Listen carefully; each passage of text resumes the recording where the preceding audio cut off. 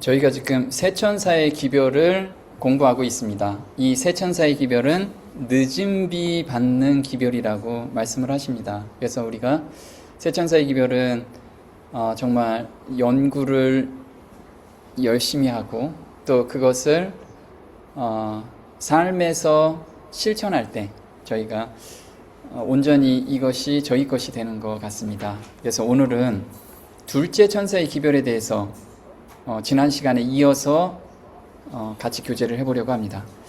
둘째 천사의 기별에 어떤 오류에 빠져 있는가에 대해서 한번 같이 공부해 보도록 하겠습니다. 사람의 계명으로 교훈을 삼아 가르치니 나를 헛되이 경배하는도다. 그래서 지금 하나님을 우리가 헛되이 경배하고 있지 않은지 항상 생각하면서 저희가 성경을 깊이 보는 것이 필요한 것 같습니다.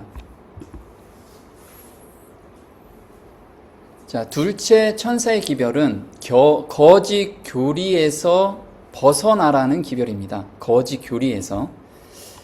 자, 계시록 14장 8절에 또 다른 천사 곧 둘째가 그 뒤를 따라 말하되 무너졌도다 무너졌도다 큰 성 바벨론이여 모든 나라를 그 음행으로 인하여 진노의 포도주로 먹이던 자로다 하더라. 그래서 그 음행의 포도주, 진노의 포도주를 마시고 있죠. 이 진노의 포도주란 무엇인가? 자, 그 포도주는 무엇인가? 그 교회가 가진 거짓 교리들이다. 그 교회는 세상에다 넷째 계명의 안식일 대신에 거짓 안식일을 주었고 사단이 에덴에서 하와에게 말한 거짓말을 반복해 왔다. 그것은 영혼의 자연적 불멸 사상이다. 그 교회는 사람의 계명으로 교훈을 삼아 가르친 많은 오류들을 광범위하게 유포시켰다. 자, 여기서 보면 두 가지, 마지막 때는 두 가지 오류에 빠진다라고 이야기합니다. 하나는 넷째 계명 안식일을 첫째 계명으로 첫째 날로 바꾸는 것. 두 번째는 영혼 불멸 사상이라고 이야기해요. 근데 이 두 가지 사상 때문에 광범위한 오류가, 많은 오류들이 교회에 들어오는 거예요. 그럼 이 오류가 무엇인지 우리가 알아야겠죠. 그 아는 것이 되게 중요합니다. 자, 거짓 교리들이라고 이야기하는데요. 계시록 17장 5절에 그 이마에 이름이 기록되었으니 비밀이라. 그래서 이 비밀이기 때문에 사람들이 풀질 못하고 다 오류에 빠져 있는 거예요. 그게 무엇이냐면 큰 바벨론이라 땅의 음료들과 가증한 것들의 어미라 하였더라. 저희가 한 뜻을 가지고 자기의 능력과 권세를 짐승에게 주더라. 자, 여기서 한 뜻을 가지고 짐승한테 주게 되는데 왜 그렇게 주냐면 오류에 빠져 있기 때문에 그게 옳다라고 생각을 하고 있기 때문에 그래요. 14절에 저희가 어린 양으로 더불어 싸우려니와, 그래서 이 거짓 교리에 빠져 있으면 누구와 싸우냐면 예수님과 싸우는 거예요. 예수님과 결국에서는. 자, 땅의 음녀들이라고 이야기합니다. 자, 바벨론은 음녀들의 어미라고 불립니다. 그녀의 딸들은 바벨론의 교리와 전통을 고수하며 희생 제물을 바치는 바벨론의 본을 따르는 교회들을 상징하는 것이 분명합니다. 그래서 땅의 음료들은 거짓 교리 안에 지금 푹 빠져 있는 거죠. 그리고 거짓 교리와 전통에 지금 빠져 있는 것을 의미하고 있습니다. 그러면 모든 거짓 교리에서 벗어나기 위한 방법이 있겠죠. 그것은 진리만을 연구하고 말하라. 어디 안에서요? 사랑 안에서. 내가 사랑 안에서 진리를 연구하면 다른 사람을 이해하게 됩니다. 근데 사랑 밖에서 진리를 연구하면 사람들한테 지적하게 돼요. 당신 틀렸죠? 이게 맞아요. 강요하는 정신이 생기기 시작합니다.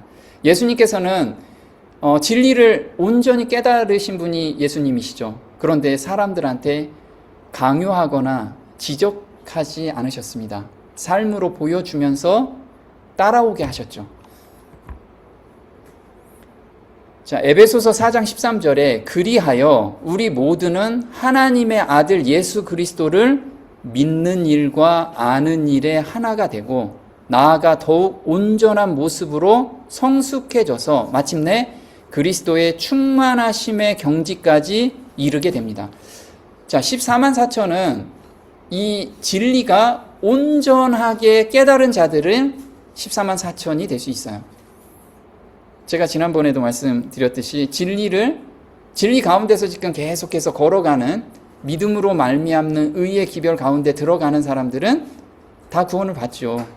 그런데 14만 4천은 구속의 경륜에서 정점을 찍는 사람들입니다. 그래서 이 사람들은 점도 없고 흠도 없는 자들이라고 이야기하죠. 그래서 온전한 진리를 깨닫는 자들이에요. 그래서 거짓 오류에 들어가면 14만 4천이 될 수가 없겠죠. 그래서 기도 가운데 성경을 우리가 공부하게 될 때 밝은 빛으로 우리한테 계속해서 비춰주실 겁니다.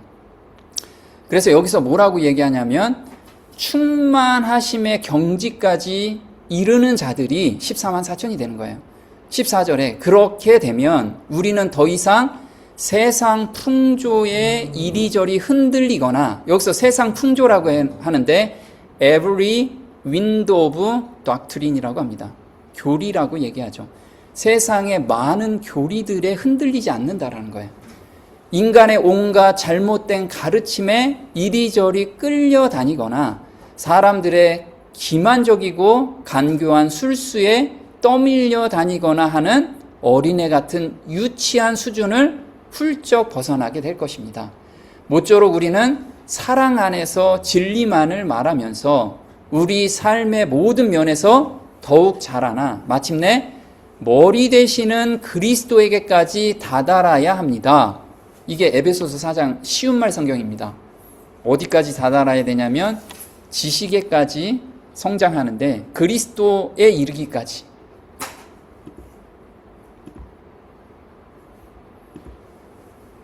자, 예언들의 의미를 깨달았을 때 그리스도를 개인의 구주로 받아들였다. 제자들이요. 사도행적 379페이지에 이렇게 나오죠.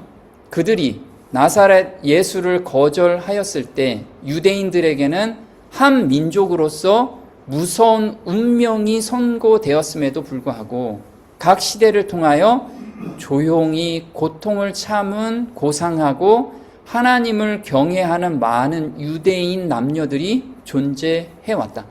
자, 나사렛 예수를 거절했을 때 한 민족으로서 운명이 끝났죠. 이때 우리도 마찬가지겠죠. 이로 효험령이 떨어지고 이젠 마지막 진리를 보관했던 교회는 그 교회 자체의 운명이 선고가 되는 거죠. 개별적으로는 아직 기회가 있는 거예요. 자, 하나님께서는 당신의 말씀을 올바로 깨닫기 위하여 전심으로 당신을 찾는 사람들의 고민의 기도를 들으셨다. 이미 알고 있었으나 유전과 그릇된 해석으로 매우 오랫동안 모호하였던 예언들의 의미를 알았을 때 그들의 마음은 하나님께서 그리스도를 개인의 구주로 받아들이기로 선택한 모든 인간들에게 베푸신 이루 말할 수 없는 선물에 대하여 하나님께 드리는 감사로 가득 찼다. 그래서 제자들은 예수님께서 부활하시고 나서 예언에 대해서 다시 공부를 시켰죠. 그게 예수님에 의해서 모두 이루어졌다는 것을 깨닫고 나서 예수님을 온전히 구주로 받아들였어요. 온전히. 우리도 마찬가지라는 거죠. 우리도 예언을 깨달았을 때 예수님을 온전히 구주와 메시아로서 우리가 받아들이는 마음이 생긴다는 거예요. 마음이. 둘째 천사의 기별은 언제 본격적으로 외쳐지는가? 언제 외쳐질까요? 지금 우리 둘째 천사의 기별 외치고 있나요? 지금. 자, 휴엄령 내리기 직전과 직후에 이게 본격적으로 외쳐지게 되겠죠. 자, 일요일 준수를 강요하는 문제가 광범위하게 거론될 때요. 오랫동안 의심하고 믿지 않았던 그 사건이 가까워 옴을 알게 되고, 따라서 셋째 천사의 기별은 일찍이 경험하지 못한 결과를 나타내게 될 것이다. 각 시대를 통하여 하나님께서는 당신의 종들을 보내어 세상과 교회 안에 있는 죄를 다 같이 책망하셨다. 많은 개혁자들은 그들의 사업을 착수할 때 교회와 국가의 죄를 지적하는 일에 극히 신중한 태도를 취하고자 결심하였다. 그들은 순결한 그리스도인 생애의 모본을 통해 사람들을 성경의 교리로 되돌릴 수 있으리라고 기대하였다. 자, 이게 어떤 얘기죠? 사람들이 외치지 않고 뭘 했어요? 자신의 생애의 본을 따라서 성경의 교리로 되돌릴 수 있으리라고 기대했어요. 우리도 그렇죠. 우리 삶 속에서 하나님의 말씀을 전하고 있고 하나님의 제대로 된 교리를 전하고 있어요. 그런데 어느 시점에 가면 외쳐야 될 시점을 하나님께서 우리 마음에 불 일듯이 불어넣어 주십니다. 자, 그러나 엘리야에게 임하셨던 것처럼 하나님의 성령이 그들에게 임하여 악한 왕과 배도한 백성의 죄를 책망하도록 감동하셨다. 근데 마음에 감동은 없는데 뭔가를 막 하려고 하면 힘들잖아요. 그래서 마음에 감동이 돼야 돼. 그럼 말씀을 깊이 읽고 깨달았을 때 마음이 감동이 된다는 거죠. 그 결과 그들은 이전에는 전하기를 주저했던 성경의 분명한 교리들을 선포하지 않을 수 없었다. 그래서 이 말씀을 전하지 않으면 멸망으로 가기 때문에 그때 우리가 막 불일 듯이 사람들한테 전하게 되는 거예요. 그래서 여기서 성경의 분명한 교리들, doctrines라고 하죠. 교리들이에요, 교리들. 그들은 영혼들을 위협하는 위험과 진리를 열심히 선포하도록 강권되었다. 성령에 의해서 우리가 완전히 강권이 되는 거예요. 끌려가는 거지. 그렇게 안 하면 견딜 수가 없는 그 마음으로 우리가 가득 차게 되는 거예요. 그들은 결과를 두려워하지 않고 주께서 주신 말씀을 전하였으며 백성들은 그 경고를 들을 수밖에 없었다. 그래서 이루 효험령이 내리기 직전 직후에 이게 굉장히 이런 사람들이 나타날 거예요. 이런 사람들이 우리가 이루 효험령이 내리면 산속 깊은 곳으로 가는 게 아니고 이렇게 불 일듯이 하나님께서 마음에 가득 채워주신다라는 거예요. 자, 엘리야에게 어떤 일이 생겼는가? 우리가 유사하게 경험하게 될 사건입니다. 그래서 우리는 엘리야의 그 사건을 좀 성경에서 봐야 되겠죠. 이게 열왕기상 17장 내용이거든요. 자, 큰 가뭄을 예언하는 엘리야. 자, 우리가 이루 효험령이 떨어지면 또 떨어지기 직전에 무슨 것을 예언해야 되냐면 굉장한 가뭄과 극심한 기근이 올 거라는 것을 주변 사람들한테 우리가 예언을 해야 돼요. 볼게요. 아합이 바알을 비와 풍년의 신으로 섬기기 시작할 즈음에서, 자, 바알을 섬기기 시작할 즈음이에요. 그때가 효험령이 떨어질 즈음에 주께서는 길르앗 지역의 디셈 마을에서 엘리야 예언자를 아합에게 보내 이와 같이 선포하게 하셨다. 이와 같이 선포하게 하신 거예요. 누구를? 엘리야의 마음을 감동시켜가지고. 우리도 그렇게 돼야 돼요. 우리도 정말 이 마음으로 변화가 돼서 이루 효험령이 떨어지면 주변의 사람들한테 이 마음으로 감동이 돼서 전해야 된다라는 거죠. 각자의 위치에서. 어떤 사람한테는 정치인한테 갈 사람이 있고 어떤 사람은 자기 친척한테 갈 사람이 있어요. 자, 내가 섬기는 이스라엘의 하나님 여호와께서 확실히 살아계심을 걸고 맹세합니다. 내가 다시 비가 오도록 기도하기 전에는 앞으로 몇 해 동안 이 땅에 비는 물론이고 이슬도 전혀 내리지 않는 무서운 재앙이 계속될 것입니다. 재앙에 대해서 이야기해요. 하나님을 섬기지 않으면. 아합 왕은 자신의 안보와 통치를 목적으로 엘리야를 잡아 가두려고 하였다.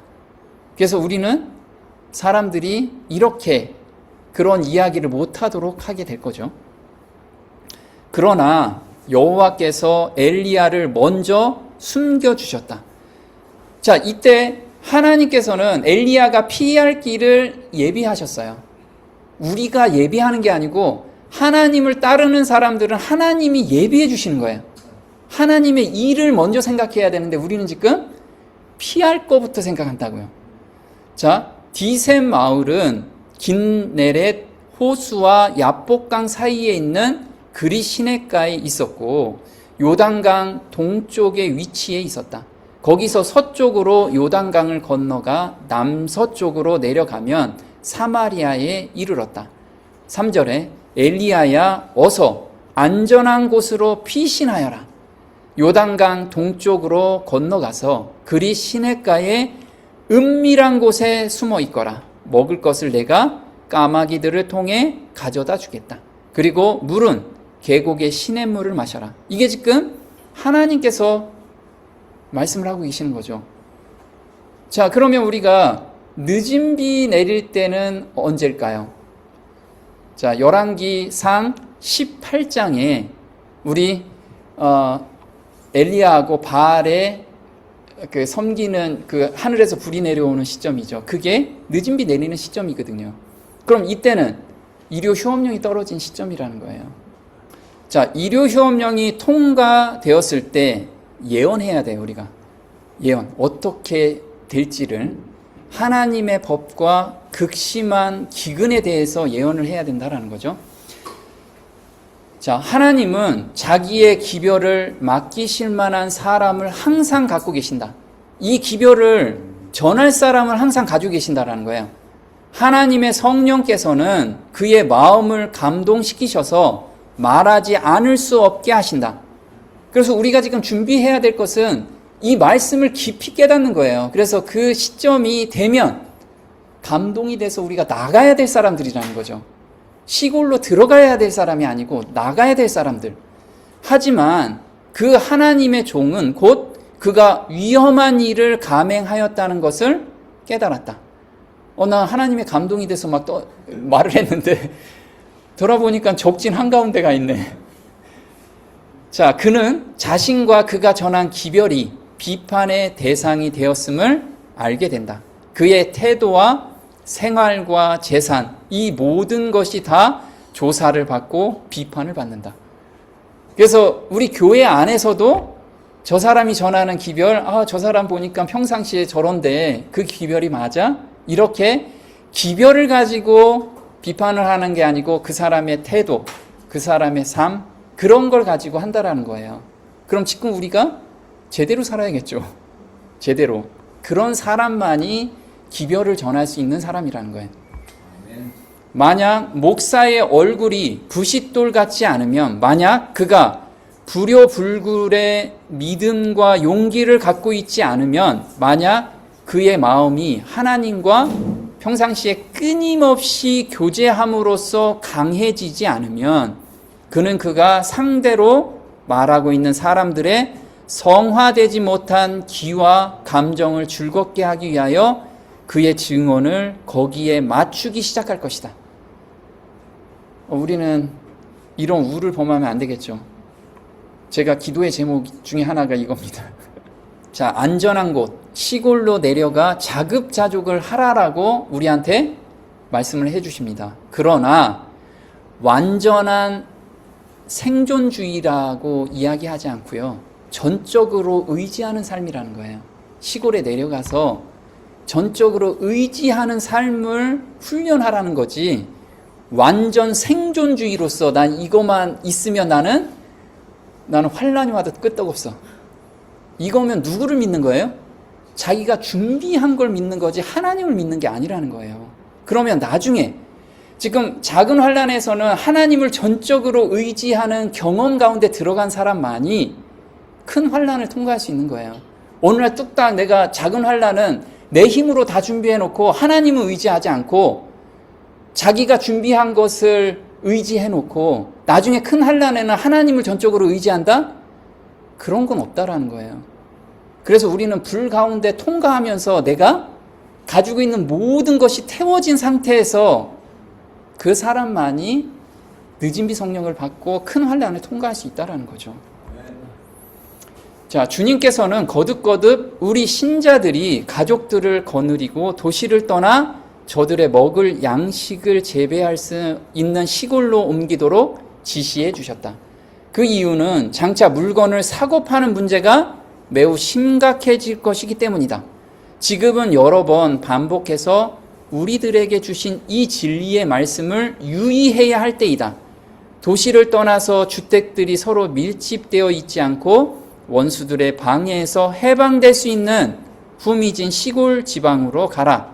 자, 여기서 가라는 건 자급자족하라고 하죠. 근데 세상이 두려워서 생존주의로 들어가라는 게 아니에요. 왜? 그때 되면 우리는 나가서 싸울 사람들이지, 우린 군사예요, 군사. 그걸 잊지 않아야 돼. 우린 피난민이 아니고 하나님의 기별을 가지고 나가서 싸울 사람들이라는 거죠.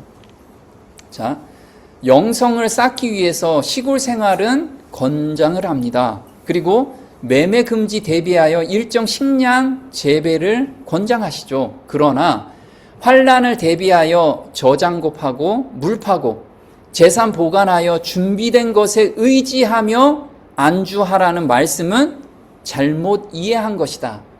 늦은 비를 받는 자들은 전적으로 하나님을 의지하는 자들이다. 환난을 주신 이유는 스스로 할 수 없는 것을 알기에 정결케 하는 불인데 그 불을 우리는 피하려고 해요.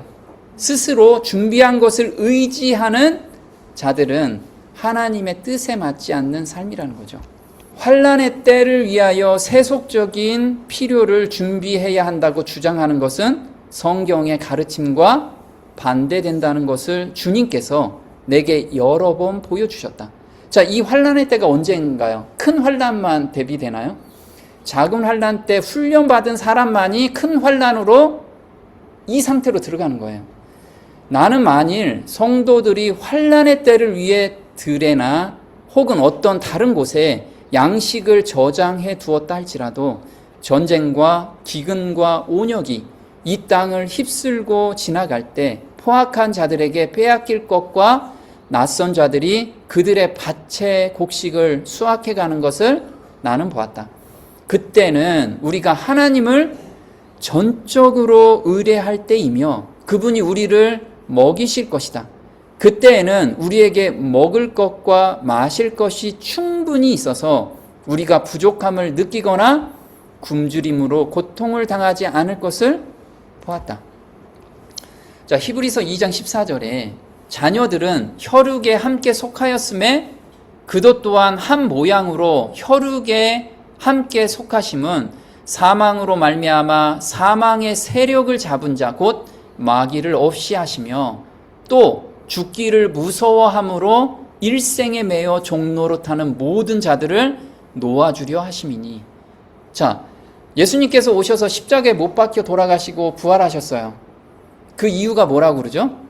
죽기를 무서워하는 일생에 매여 종로로 타는 자를 놓아주려고 해요. 자, 우리가 작은 환난을 위해서 그렇게 준비하는 이유가 뭘까요? 죽기를 두려워해. 죽기를. 하나님을 두려워하는데 세상을 너무 두려워해요. 세상을. 그런 사람들이 하나님 기별을 가지고 갈 수 있을까요? 둘째 천사의 기별의 목적은 단순한 정죄나 벌을 내리는 것이 아니라 폭로라는 거예요. 둘째 천사를 우리가 공부하면 공부할수록 내가 지금 어느 상태에 빠져 있는지 스스로 드러나지는 거예요. 둘째 천사의 기별은. 드러나면 우리가 벗어나려는 마음이 생기겠죠. 그래서 예수님을 매달리는 그런 경험 가운데 들어가는 거죠. 자, 둘째 천사의 기별은 폭로를 합니다. 바벨론의 참 상태를 드러내는 거죠. 그럼 내가 지금 바벨론 상태에 빠져 있는지, 어디에 빠져 있는지를 폭로하게 돼 있는 게 둘째 천사의 기별이에요. 자, 폭로가 되면 그 다음에 분리가 되겠죠. 하나님께 드리고 내가 거기에서 벗어나는 경험을 하게 됩니다. 그리고 세 번째, 하나님께서 보호해 주신다는, 앞으로 둘째 천사에서 빠져나오는 사람들은 하나님께서 온전히 보호해 주신다는 그런 약속을 받게 돼요. 이게 둘째 천사의 기별을 우리가 공부하는 목적이라는 거죠. 바벨론의 죄들은 공개될 것이다. 국가의 세력으로 교회의 제도를 강요하는 일의 무서운 결과, 강신술의 침입, 법안권의 조용하면서도 신속한 발전 등이 폭로될 것이다. 그럼 나는 이 안에 내가 어느 곳에 들어가 있는지를 우리는 깊이 봐야 돼요. 이러한 엄숙한 경고로 사람들은 동요될 것이다. 이와 같은 말씀을 도무지 들어보지 못한 무수한 사람들이 그것들을 듣게 될 것이다. 그들은 바벨론이 그의 오류와 죄 때문에, 그리고 하늘에서 온 진리를 거부함으로 타락한 교회라는 증언을 듣고 놀라게 될 것이다. 그래서 내가 지금 잘 산다고 생각하는데 오늘날 내가 엄청나게 오류에 빠져 있다는 걸 알게 되죠. 그럼 내가 경험하면 다른 사람한테도 그 경험을 그대로 이야기해 줄 수 있다라는 거예요. 자, 내가 의지하고 있었던 것을 보여주는 것이 열재앙입니다. 출애굽의 열재앙. 그럼 우리도 그 열재앙 안에서 내가 빠져 있는 것이 무엇인지를 볼 수 있겠죠. 자, 출애굽기 12장 12절에 내가 그 밤에 애굽 땅에 두루 다니며 사람과 짐승을 물어나고 애굽 나라 가운데 처음 난 것을 다 치고 애굽의 모든 신에게 벌을 내리리라. 나는 여호와라. 내가 애굽 땅을 칠 때에 그 피가 너희의 거하는 집에 있어서 너희를 위하여 표적이 될지라. 내가 피를 볼 때에 너희를 넘어가리니 재앙이 너희에게 내려 멸하지 아니하리라. 자, 우리가 예수님을 의지하지 않는 모든 것은 다 오류라는 거예요. 오류. 한번 열재앙을 통해서 내가 어디에 빠져 있는지 한번 볼게요. 이게 열재앙, 우리는 열재앙을 다 거쳐야 됩니다. 각자의 삶 속에서 열재앙을 다 거치게 될 거예요. 자, 지금 애굽하고 우리 마지막 때는 바벨론하고 비교가 되죠. 그리고 애굽의 신을 우리는 거짓 교리로 보고서 읽으면 됩니다. 세 번째, 열재앙은 바벨론의 죄악이 폭로되는 거예요. 열재앙이. 그럼 내가 지금 어느 곳에서 고통을 당하고 있다, 아니면 무엇에 빠져 있다라는 것을 보게 되면 아, 내가 이 죄악에 빠져 있구나, 이걸 알 수 있는 거예요. 자, 이스라엘을 나오게 한 것은 둘째 천사의 기별에서 내 백성아 거기에서 나오라 라고 말씀하신 거죠. 자, 출애굽은 출바벨론하고 같습니다. 그리고 시내산에서 십계명을 주셨어요. 우리가 애굽을 빠져나와서 십계명을 주셨는데 이것이 하나님의 계명과 예수 믿음을 지키는 자들이 탄생이 되는 거예요. 자, 그럼 열재앙을 한번 보도록 할게요. 오랫동안 종살이 하면서 각종 우상 숭배에 빠져 있지만 상태를 모르고 있는 백성들. 우리도 마찬가지죠. 우리가 죄악된 세상에서 파묻혀 살기 때문에 내가 그게 죄인지도 몰라. 이게 이스라엘 백성들이 그게 죄인지도 몰랐던 거예요. 근데 열재앙이 내리면서 아, 내가 이런 죄에 빠져 있구나, 이것이 다 폭로가 되는 거죠. 애굽 사람들은 많은 신들을 섬겼으며 그들의 신들이 자연의 여러 요소들을 지배하는 능력이 있다고 주장하였다. 그래서 애굽에는 많은 신들이 주장을 해요. 천둥을 내리는 신이 있고 곡식을 키우는 신들이 있다 이거죠. 그런 신들을 다 섬겼다라는 거예요. 그걸 다 무너뜨리는 것이 열재앙이고요. 주께서는 그들의 우상 숭배의 어리석음과 무력함을 보게 할 기회를 주고자 하셨다. 각 재앙마다 주께서는 애굽의 신들 중 하나 또는 그 이상에 대한 자신의 능력을 나타내셨다. 이스라엘 백성은 오랫동안 종살이를 해왔으며 이러한 장기간의 압박은 그들을 타락시키는 영향을 끼쳤다. 그들 중 많은 사람들은 하나님에 대한 지식을 잃어버리고 우상 숭배로 타락하였다. 하나님께서는 그들을 애굽에서 이끌어내어 당신 자신과 그분의 뜻에 대해 더 깊이 알도록 하실 계획을 가지셨다. 그래서 열 재앙을 하나씩 한번 보도록 할게요. 자, 열 재앙의 오류가 무엇인가? 첫 번째 재앙이 나일강이 피로 변하는 그런 재앙입니다. 자, 어떤 신을 하나님이 벌하셨냐면 하피라는 신이었습니다. 이 하피는 나일강과 풍요의 신이었어요. 자, 우리한테 준 교훈은 어떤 것일까요? 자, 나일강은 애굽 생명의 근원이었습니다. 나일강이 인간 전통을 생명의 근원으로 삼는 신앙이었어요. 그래서 교회 교리가 성경보다 우선시되는 신앙들, 인간 권위가 진리의 기준이 되는 그런 신앙을 우리가 하고 있지 않느냐. 자, 우리 교리는 이렇게 맞아요. 성경하고 틀린데도 우리 교단은 이 교리가 맞기 때문에 밀고 가는 거 있죠. 제가 그동안 30년 동안 그런 교단에서 그게 맞다라고 생각하고 온 거예요. 성경에는 틀린데 교리가 맞춰서 가는 신앙들, 그것이 나의 생명줄이라고 생각하고 철석같이 믿고 살았죠, 전. 자, 두 번째는 개구리 재앙입니다. 우리 계시록에 보면 미혹하는 더러운 영 중에 개구리의 입이 있죠. 지금 우리 신앙생활하면서 거짓 부흥운동이 있고 그 다음에 감정주의 신앙이 있습니다. 기도하면 뭔가 막 뜨거운 뭔가 오고 이런 감정적인 거. 그럼 말씀을 읽을 때 아니면 불이 뭔가 떨어지고 나한테 왜 감동이 안 오지? 이런 거를 찾는 신앙들.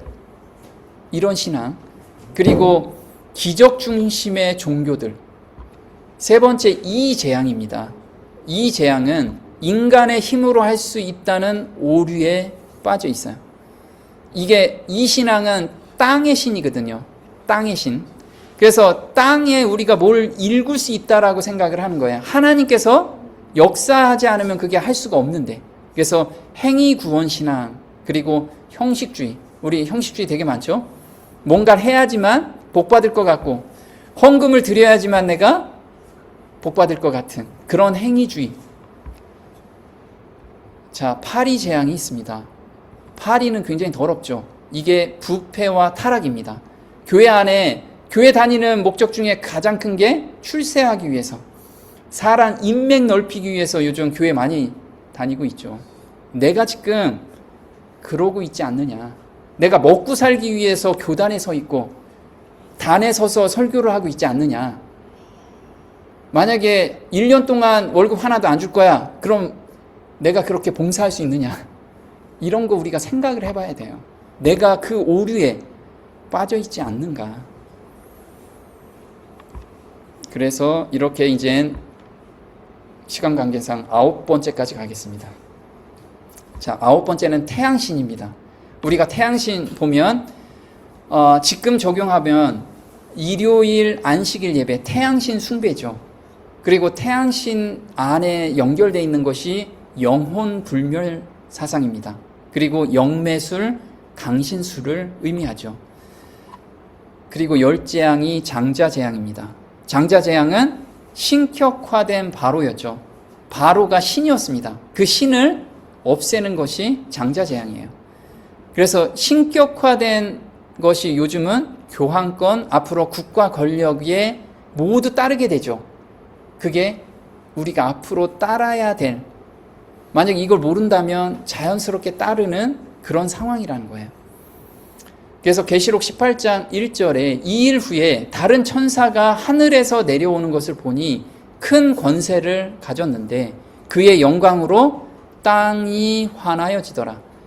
자, 이게 늦은비 성령이 내릴 때 4절에 뭐라고 나오냐면 또 내가 들으니 하늘로서 다른 음성이 나서 가로되 내 백성아 거기서 나와 그의 죄에 참여하지 말고 그의 받을 재앙들을 받지 말라. 자, 이게 둘째 천사의 기별이죠. 그래서 우리가 늦은 비 성령이 내릴 때도 마지막으로 둘째 천사의 기별이 외쳐지게 돼 있어요. 근데 내 오류가 없는 가운데, 나는 오류가 없이 그냥 외치는 사람은 없다라는 거예요. 열 재앙을 다 거쳐서 내가 거기서 온전히 벗어난 사람들만이 늦은 비를 맞고 외칠 수 있다라는 거죠. 그래서 우리가 지금 훈련 과정에 있는 그 사실을 항상 기억하면서 감사함으로 받기를 바랍니다. 자, 예언의 연결고리에서 한 사건씩 일어나는 것을 본 사람들이 외치게 된다. 우리가 가슴에서 막 우러나오는 것은 예언의 성취를 봤을 때 그 마음에서 불일 듯이 일어난다라는 거예요. 자, 요한에게는 작은 책과 관련하여 다니엘서에 관한 명령이 주어졌다. 이것들은 미래의 사건들과 관계가 있는 것으로서 순서에 따라 전개될 것이다. 요한에게 주어진 7 우레가 말한 특별한 빛은 첫째와 둘째 천사의 기별하에서 일어날 사건들의 윤곽이었다. 그것은 우리 주님의 재림에 선행되는 예언적인 때를 말하는 것이다.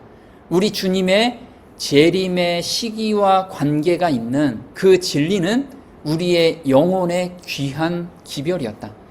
그래서 첫째 천사와 둘째 천사 사이에 7 우레가 있는데 이 7 우레의 사건들을 우리가 공부하고 사건들이 일어날 때마다 우리는 각성하면서 나를 죄에서 벗어나고 지금 애굽에 툭 빠져있는 나의 그 습관들이 하나씩 정리가 될 겁니다. 그래서 우리가 이 예언과 함께